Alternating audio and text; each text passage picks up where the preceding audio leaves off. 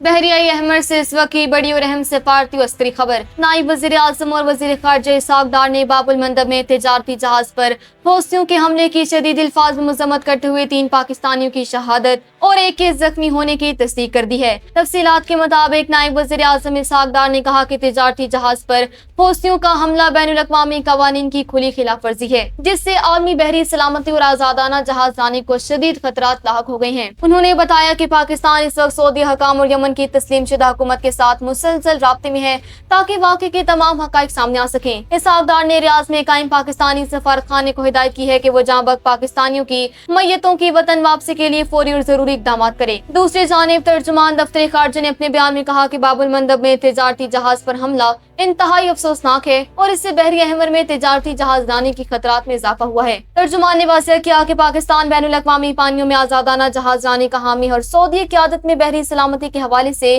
قائم اتحاد کا فعال حصہ ہے۔ انہوں نے اعادہ کیا کہ پاکستان بین الاقوامی سمندری حدود میں محفوظ سفر کو یقینی بنانے کے لیے اپنی عالمی ذمہ داریاں ادا کرنے کے لیے مکمل طور پر تیار ہے۔